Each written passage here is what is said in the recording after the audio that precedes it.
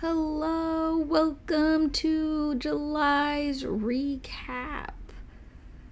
All right, the first thing up is my hat that I knitted as a Christmas gift for one of my family members.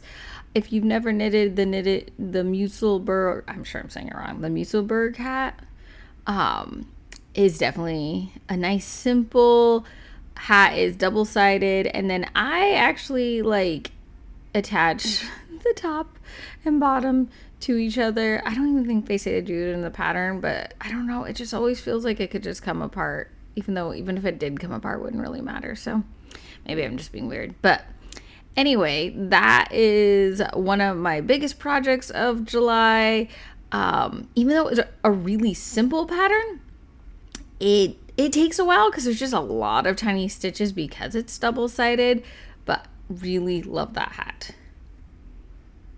I continued on my journey to make 8 tiny sweaters for my daughter's SKZoo stuffed animals. And if you don't know who SKZoo is, they are a character representation of the band Stray Kids. And if you don't know who they are, I highly recommend listening to them. I absolutely adore them. Anyway, so this sweater, I just kept it a little simpler. Every single sweater up to this point has been a little bit different. Even like basic different. Like one, I put a little heart on, really simple. And then as a Christmas gift, I started knitting the SKZoos some Christmas sweaters made out of just Christmas colored yarns.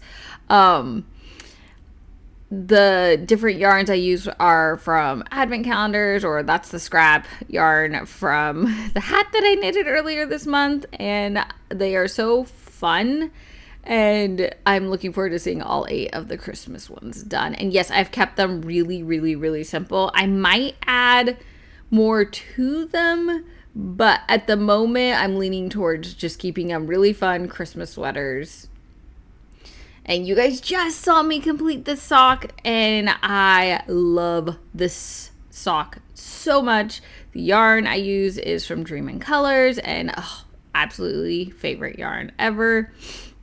This pattern is from Dana Rae Makes. It's a twist on Stripy Socks is the name of this pattern, and it's one of those socks where the right and the designs either to the right or to the left, so it does have a right side and a left side.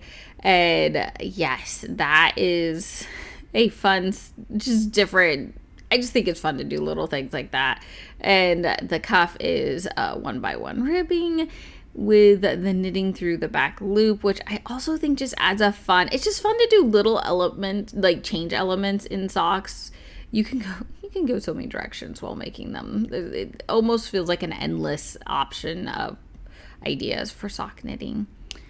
And I will say this is a lovely, lovely, lovely pattern, and there's a link in the description section. All right, as I just mentioned, there's a link to the actual patterns in the description section, and I say where each of the yarns are from. And I'm really happy with this month's haul of projects that I completed. I didn't know what to expect, but I actually got some stuff done, and I am all excited about that. Also, I just wanted to give you guys a look at my bullet journal spread for my sock. One of my absolute have to do's when sock knitting, or almost any project knitting, is to write up a little project page. And I reference these all the time for a year later, 2 years later, 3 years later, I go back to these pages to be like, oh, what size was that? And yeah, I find them very, very doable. I also sketched out the actual pattern onto there, which obviously I covered because, copyright reasons. And then I added a little artwork. Obviously you don't have to do that. You can keep it super simple, but I do highly recommend doing a knitting spread if you haven't done it. And then these are the letters that I was thinking of doing on the SKZoo sweaters.